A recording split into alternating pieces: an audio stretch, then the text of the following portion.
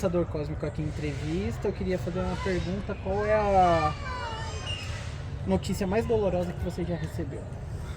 Olha, a notícia dolorosa que eu recebi, eu acho que foi do laudo da minha mãe. Ela tinha 69 anos em 2015 e o laudo foi de CA de fígado e vesícula, né? E o câncer foi muito rápido, foi tudo muito rápido. Apesar de que eu acho que com mãe tudo, se fossem anos, seria muito rápido. Foi difícil de entender, foi difícil de aceitar. Eu acho que eu passei por todas as etapas de revolta, de não acreditar, de medos, até chegar à aceitação, e ela me ajudou muito nesse caminho da aceitação,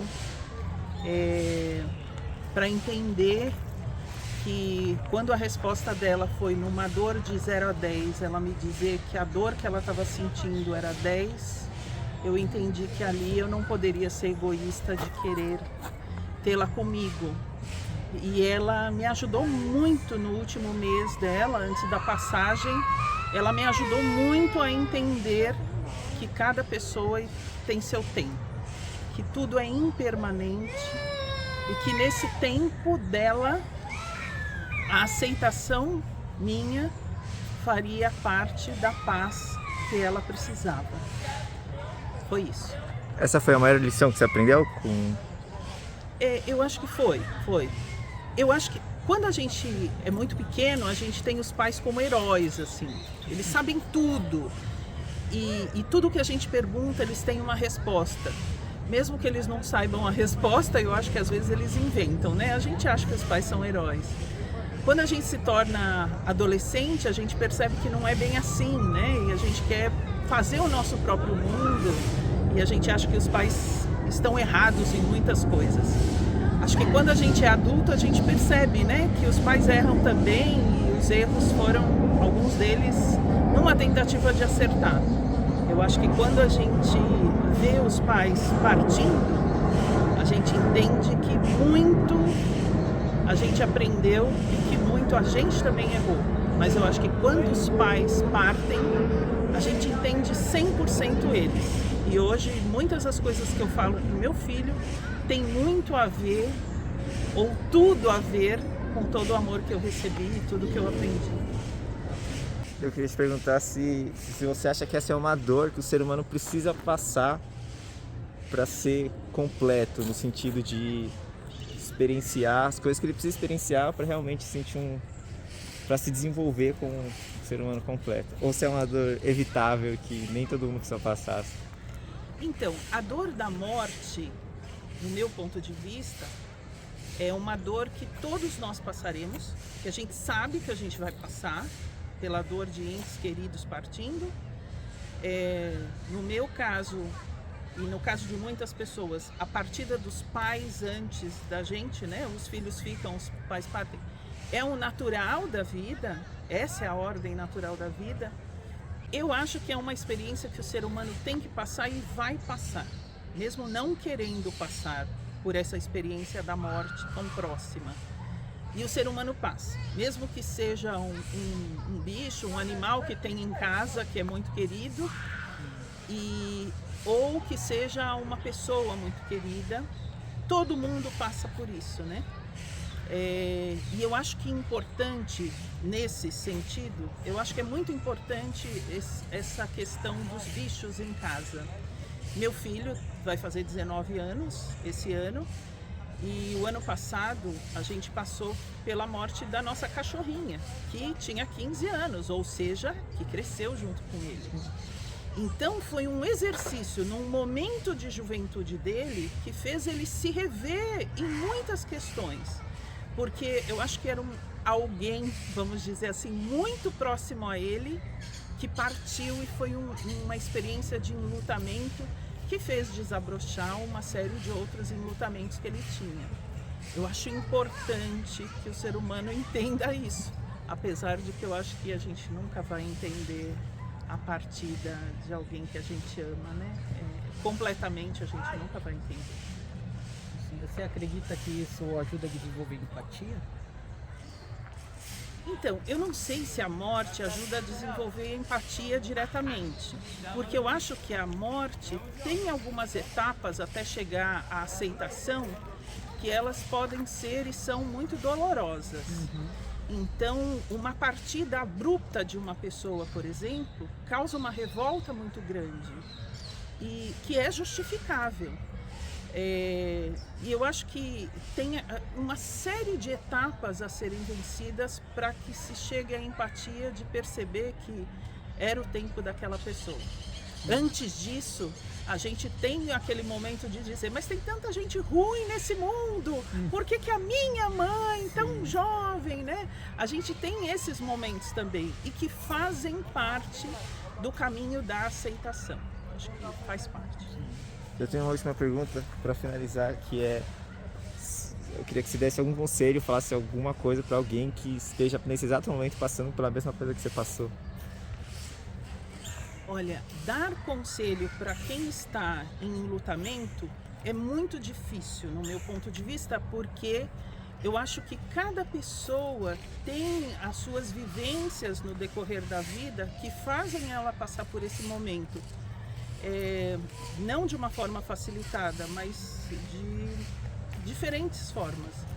Mas eu acho que a espiritualidade, o desenvolvimento da espiritualidade, ela é muito importante para que se chegue à aceitação de uma forma mais tranquila. É lógico que se essa espiritualidade é desenvolvida dentro de uma religião, acho que esse exercício pode ser facilitado, porque outras pessoas dessa convivência, dessa mesma religião, podem também ajudar. Mas eu acho que é algo muito particular. Mas eu acho que a espiritualidade se desenvolve e pode também ajudar na aceitação. Vou fazer outra pergunta. Que trabalho você escolheria se o dinheiro não importasse? Essa pergunta eu gostei. Que trabalho eu escolheria se o dinheiro não importasse? Gente, o dinheiro importa, Sim. tá? Só pra não... Senão os professores vão ficar revoltados comigo. Eu escolheria mais 30 anos de sala de aula, de ser professora. Eu sou apaixonada pelos meus alunos, antigos alunos, e eu acho que nesse decorrer da minha profissão, nesses 30 anos de sala de aula, eu aprendi muito, não só ensinei. Então eu escolheria a mesma profissão. Nunca fui rica por conta dessa minha escolha. E não sou ainda, sendo aposentada. Mas eu acho que a maior riqueza é encontrar como hoje o antigo aluno e que me reconheceu. Eu estava de costas a ele, mas me reconheceu pela voz. É um reconhecimento ímpar, assim, muito particular. A minha voz ficou gravada na mente de alguém. E se ele me cumprimentou com afetividade, acho que Porque você fez um bom trabalho. ele sabia decor a minha voz, ou seja, de coração, né? O que a gente sabe de cor, a gente sabe de coração. Então eu fiquei muito feliz com isso, muito feliz. Qual o maior ensinamento que você acha que você tem para compartilhar com os seus alunos e qual a maior lição que eles te ensinaram? Eu acho que é o amor mesmo. O amor por fazer o melhor possível naquele momento por aquele ser que está ali, a sua responsabilidade. Então, o que fica, e espero que seja o que fique, é o amor nesse convívio, nessa convivência. Eu tenho certeza que eu não só acertei na minha profissão, né?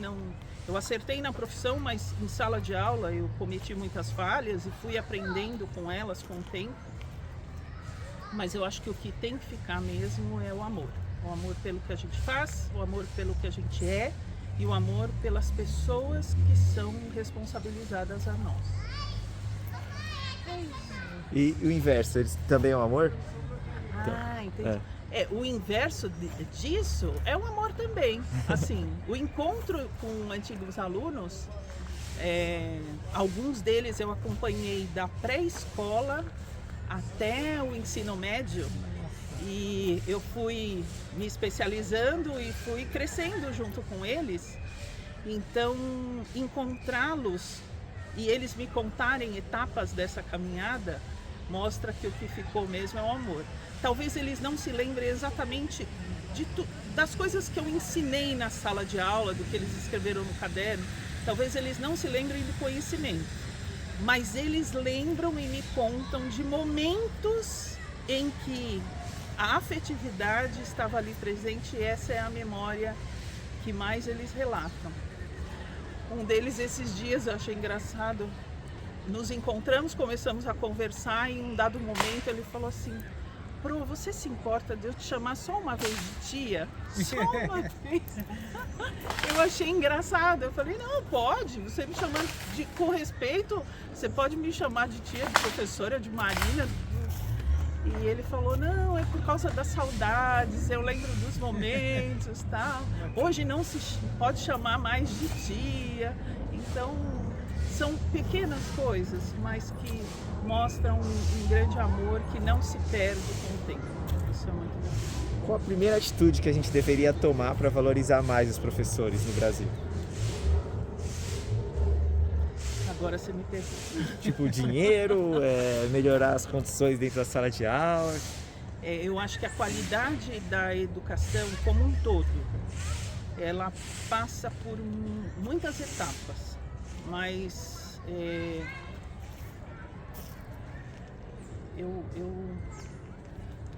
nesse momento eu tenho dificuldade de te responder isso, porque assim, existe uma desestruturação da educação, um descrédito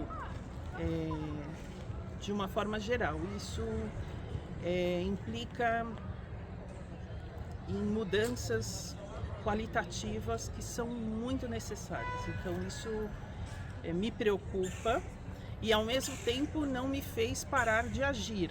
Sim, me juntar a outras amigas, professoras e hoje não professores, e criar o projeto Leiturinha no Sertão, junto com essas pessoas, é fomentar a esperança nessa qualidade de ensino necessária. O Brasil é um país muito grande, gigantesco, com particularidades na educação muito grandes. Então é preciso que se faça algo e a criação do projeto foi a tentativa disso. A gente sai da educação, mas a educação não sai da gente. Então é difícil responder essa pergunta para você. São muitas coisas que estão faltando. E eu não consigo. Já que você falou desse projeto, como que é o projeto? Tá, legal. Esse é um assunto que eu tenho paixão e você sabe disso, né? Sim. O projeto Leiturinha no Sertão, ele nasceu no ápice da pandemia.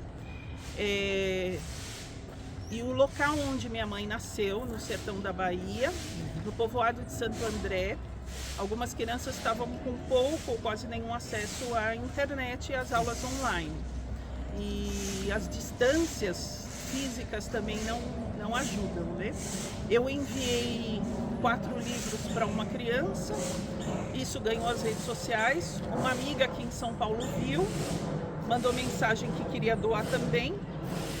Eu liguei para a professora lá e perguntei se tinha alguma criança que poderia receber livros.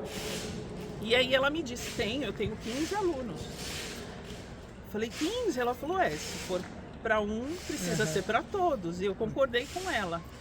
Só que aí ela me disse que o outro professor no mesmo povoado, que é um povoado que tem só 2 ruas, mas que tinham mais 15. Bom, eu sei que a gente se viu em pandemia, correndo atrás de 20 voluntários que pudessem doar 30 voluntários, 30 livros para 30 crianças e escrever uma mensagem para que elas retornassem à escola assim que voltasse às aulas.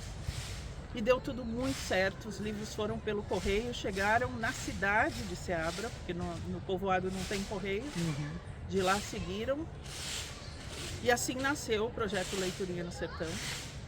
E hoje a história continuou, já foram 3 bibliotecas infantis implementadas dentro das escolas, com cada biblioteca 200 livros, 100 gibis e 50 DVDs infantis.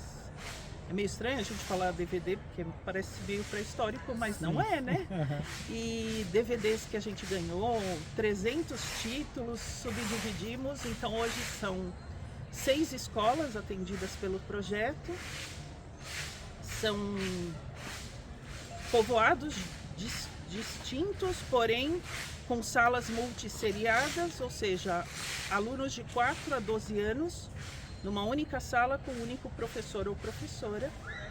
Então a importância de incentivar a leitura e escrita para essas crianças é fundamental, porque a educação é uma chave transformadora aí para que elas façam boas escolhas. Com certeza, precisamos de boas escolhas. Boas construções.